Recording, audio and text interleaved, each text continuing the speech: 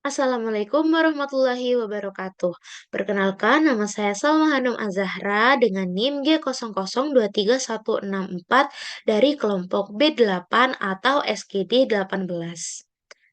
Nah, di sini saya akan menjelaskan tentang Human Reproduction and Urinaria System atau blok 2.1 Genitouropoetika. Yang pertama,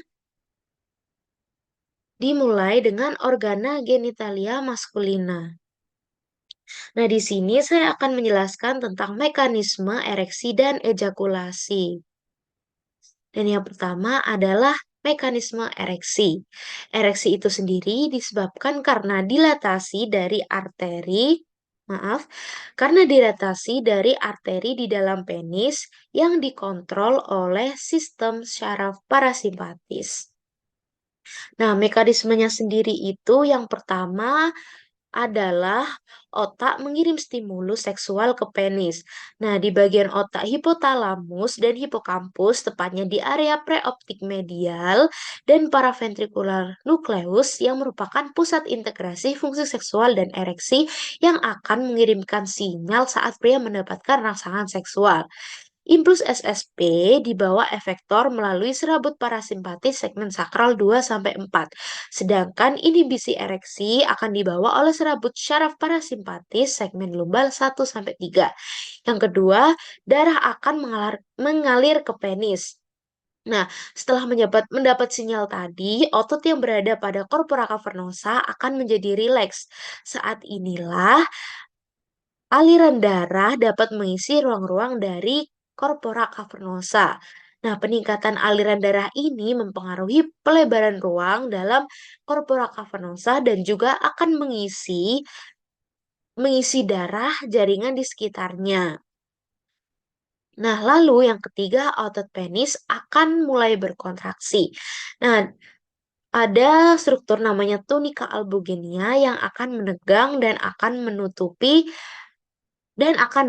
aliran darah dari corpora cavernosa sehingga darah akan terperangkap di dalam penis. Semakin lama tekanan ini akan semakin meningkat sehingga terjadilah peregangan pada penis. Otot-otot di dasar panggul juga akan ikut berkontraksi dan inilah yang menyebabkan tekanan darah akan meningkat 2 kali lebih cepat daripada sebelumnya. Selanjutnya ada mekanisme ejakulasi. Nah, mekanisme ejakulasi itu dibagi menjadi dua, yaitu emisi dan ejakulasi. Nah, emisi itu merupakan transmisi cairan semen ke dalam uretra, sedangkan ejakulasi adalah keluarnya cairan semen dari saluran ostium uretra eksternum. Nah, ini adalah proses singkatnya. Yang pertama, dimulai dari glans penis yang dirangsang dan akan menerima rangsangan. Lalu, setelah menerima rangsangan, nervus pudendus akan meneruskan rangsangan tersebut ke segmen lumbalis 1-3 efektor.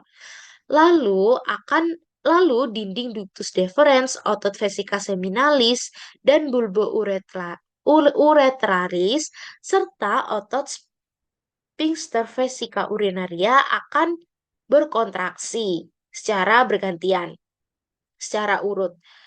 Ini. Lalu selanjutnya arteria helicine akan mengalirkan darah ke venula. Dan inilah mulainya proses ejakulasi.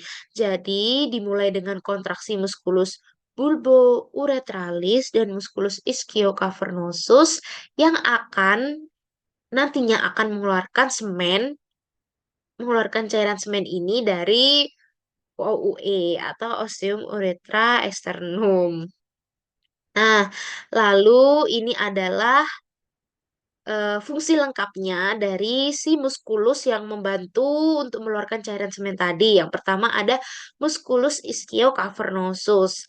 Fungsinya itu untuk mengalirkan darah dari crura menuju korpus penis dan klitoris yang ereksi. Lalu yang kedua ada musculus bulbus spongiosus.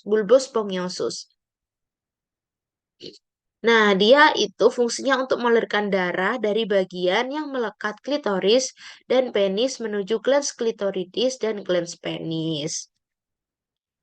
Lalu selanjutnya ada kelenjar atau glandula aksesoria yang akan membantu dalam proses ereksi dan ejakulasi. Ada tiga. Yang pertama ada vesicula seminalis. Nah, dia itu mempunyai dua buah organ yang berlobus. Nih. Lalu letaknya itu berada pada permukaan posterior vesika urinaria atau vas deferens. Maaf, vesika urinaria atau yang akan menampung urin nantinya. Nah, kalau bagian medialnya itu baru akan eh, ada vas deferens ini atau ductus deferens.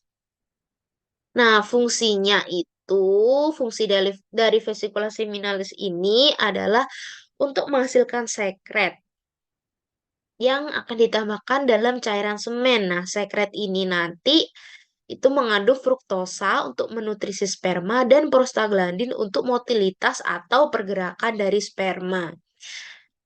Nah, dinding dari vesicula seminalis ini juga akan membantu selama proses ejakulasi. Dia akan berkontraksi. Lalu dia juga akan mengkoagulasi semen setelah proses ejakulasi. Selanjutnya ada glandula prostat. Ini. Jadi dia itu terletak di antara kolum vesike dan diafragma urogenital. Nih. Nah, dia itu muara pada uretra pas prostatika melalui ductus prostaticus. Jadi muaranya itu terletak pada pas prostatika. Lalu fungsinya itu sendiri untuk menghasilkan cairan tipis seperti susu yang mengandung asam sitra dan fosfatase asam yang ditambahkan saat ejakulasi. Lalu akan menghasilkan sekret atau cairan tipis seperti susu tadi, itu sekretnya bersifat alkalis sehingga akan menetralkan suasana asam di dalam vagina. Lalu yang terakhir ada glandula bulbouretralis. Nah, dia itu bentuknya seperti kacang. Ini letaknya itu di dalam diafragma urogenital. Lalu di bawah musculus sphincter uretra externum. Salurannya itu dia itu akan bermuara pada uretra pars spongiosum. Nih. Lalu kalau di wanita dia itu homolog dengan glandula vestibularis. Nah, fungsinya sendiri itu untuk menghasilkan sekret pada fase ereksi atau cairan mukus sebagai peluma sebelum berhubungan seksual. Nah, selanjutnya saya akan menjelaskan tentang organa genitalia feminina. Nah, yang pertama itu ada proses fertilisasi. Sebelumnya saya akan menjelaskan tentang proses fertilisasi hingga terjadinya implantasi atau pembuahan. Nah, yang pertama di proses fertilisasi itu ada yang namanya ovulasi. Ovulasi itu pelepasan sel telur dari ovarium. Nah, dari banyaknya sel telur yang telah dipersiapkan, ada satu sel telur yang akan berada di dalam sebuah kantung. Kantung tersebut fungsinya untuk menyiapkan dalam pematangan. Nah, proses pematangannya itu dipengaruhi oleh hormon FSH atau follicle stimulating hormone. Nah, setelah matang, sel telur itu akan dikeluarkan dari folikel sehingga terjadilah ovulasi. Lalu yang kedua, ada perpindahan sperma. Nah, setelah pria ejakulasi, si sperma akan berjalan melewati kanalis cervicalis. Nah, di sini terjadi tahap seperti seleksi bagi sperma. Karena sperma yang non-motil dan yang tidak bagus tidak akan bisa melewati serviks ini. Dan jika dia berhasil, maka sperma akan menuju ke uterus, lalu bergerak ke sel telur di sepertiga atas tuba falopi. Sperma ini akan bergerak menuju ke ampula tuba falopi dibantu oleh kontraksi uterus dan tuba falopi itu sendiri. Nah, tuba falopi itu tempat terjadinya fertilisasi nanti. Nah, yang ketiga langsung ke proses fertilisasinya. Nah, ekor sperma ini digunakan untuk bergerak untuk penetrasi akhir ovum. Nah, untuk membuahi sel telur atau ovum, sperma ini harus melewati korona radiata pelu dan zona pelusida. Nah, zona pelusida ini adalah lapisan pembungkus sel telur. Nah, sperma ini membutuhkan enzim-enzim untuk eh, membuahi sel telur. Enzim itu disebut juga dengan fertilin. Nah, fertilin itu fungsinya untuk fertilizin atau fertilin itu fungsinya untuk meleburkan kedua membran pada sel telur dan sel sperma sehingga sel sperma dapat masuk ke dalam sel telur. Nah, tempat bertemunya sel telur dan sperma itu di bagian ampula tuba falopi.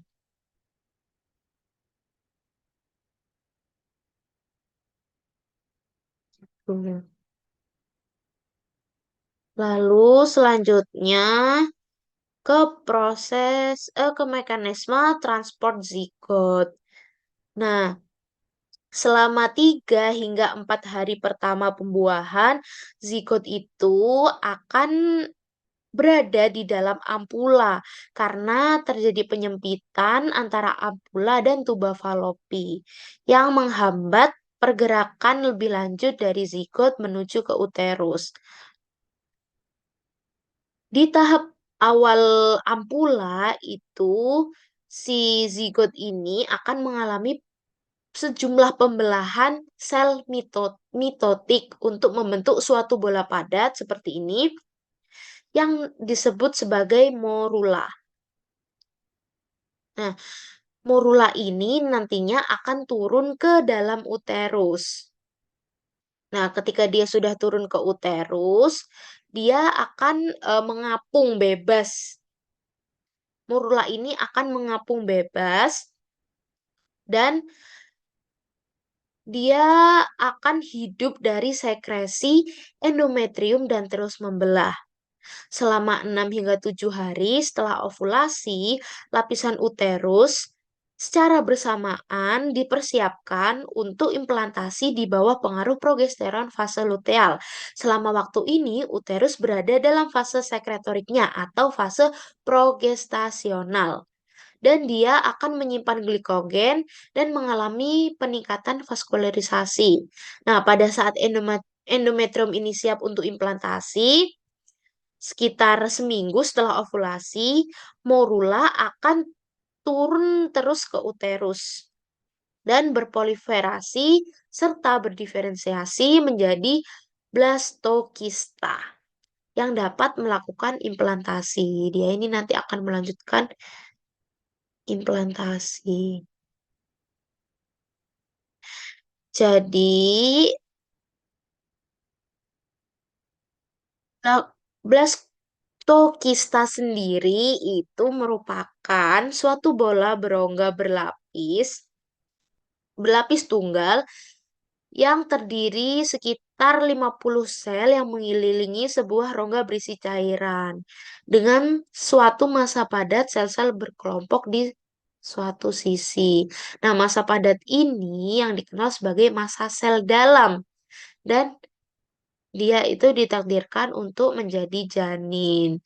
Lalu si blastokista ini mempunyai lapisan yang paling luar yang disebut dengan trofoblast. Nah, fungsinya itu untuk menyelesaikan implantasi dan berkembang menjadi plasenta bagian janin.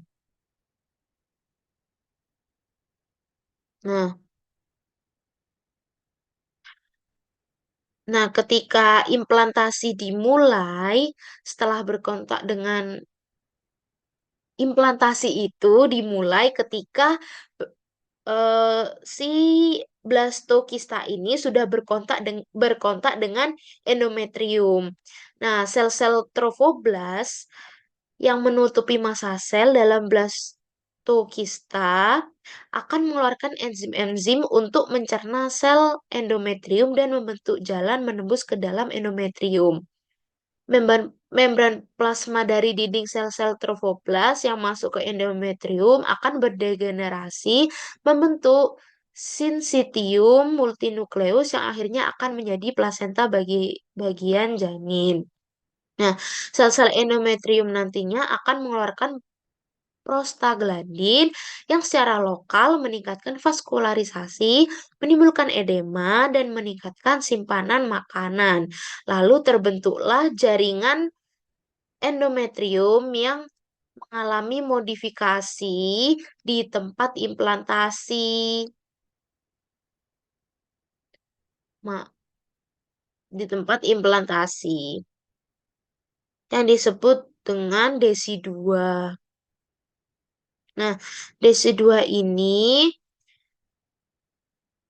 akan mengubur si sel blastokista dan tahap inilah yang disebut dengan nidasi atau implantasi. Maaf, ini typo.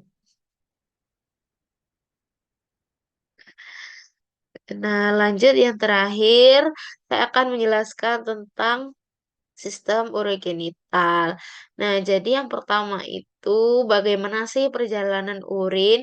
Yang pertama, urin itu akan dibentuk di ginjal, lalu melalui ureter, vesika urinaria, dan akan dikeluarkan melalui uretra.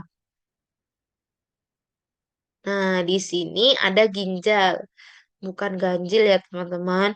Jadi di ginjal itu terjadi pembentukan urin. Nah, pembentukan urin sendiri itu ada 3 tahap. Yang pertama ada filtrasi, reabsorpsi, dan augmentasi atau sekresi. Augmentasi itu bisa sekresi dan ekskresi. Sekresi itu penyerapan zat yang masih dibutuhkan. Kalau ekskresi itu dia zat membuang zat yang tidak dibutuhkan.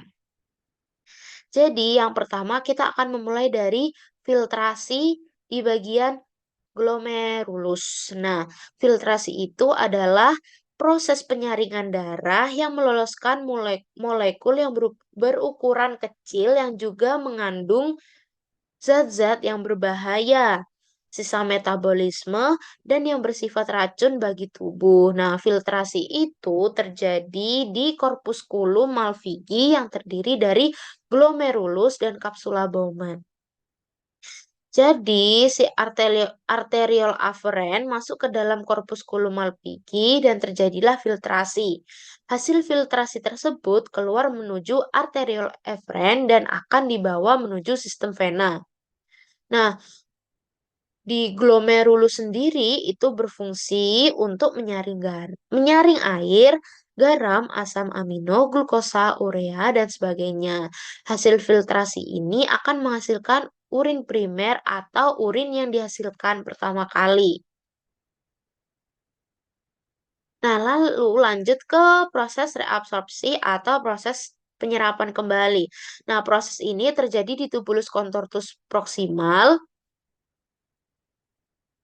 di atau yang disebut dengan TKP. Nah, urin primer yang terkumpul di kapsula Bowman akan menuju ke TKP dan hasil reabsorpsi ini akan menghasilkan urin sekunder. Di proses ini akan terjadi penyerapan zat-zat yang masih berguna bagi tubuh. Lalu untuk zat yang sudah tidak berguna akan dibuang melalui urin. Nah, urin sekunder atau urin yang sebenarnya ini akan masuk ke lengkung Henle. Pada tahap ini terjadi osmosis air di lengkung Henle descendant sehingga volume urin sekunder akan berkurang dan menjadi pekat.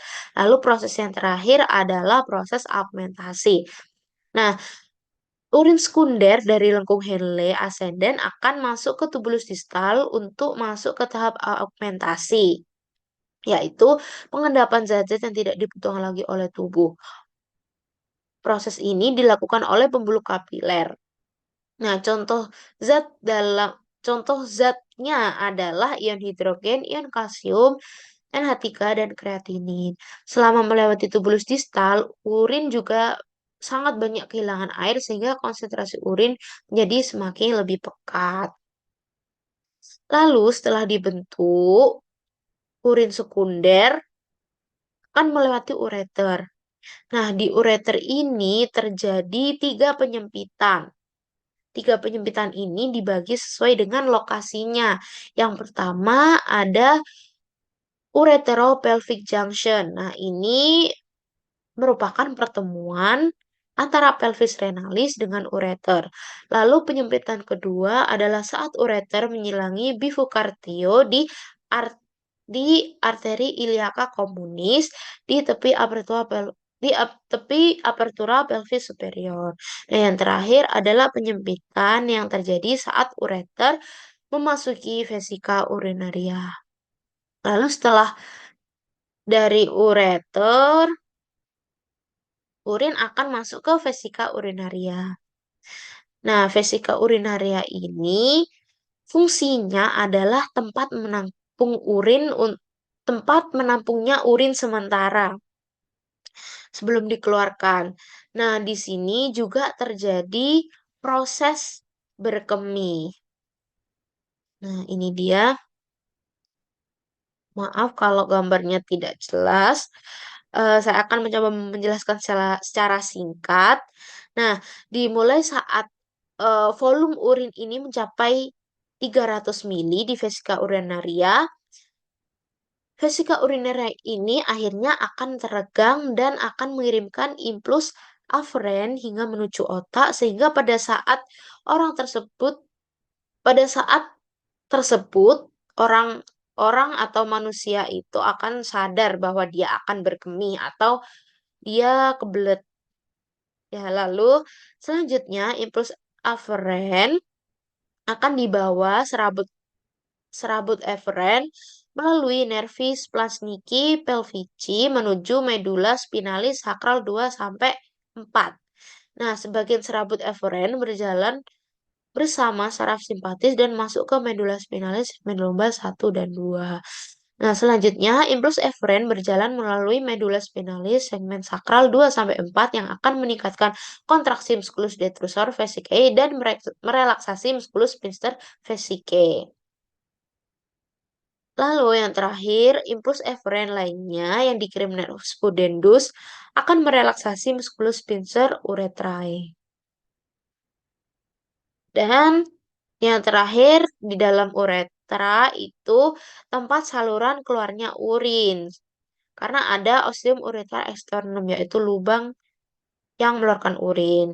Nah, pada uretra ini sebenarnya pada pria dan wanita itu berbeda. Kenapa? Karena punya pria itu lebih panjang, berukuran 18 sampai 20 cm, sedangkan punya wanita itu lebih pendek 4 cm.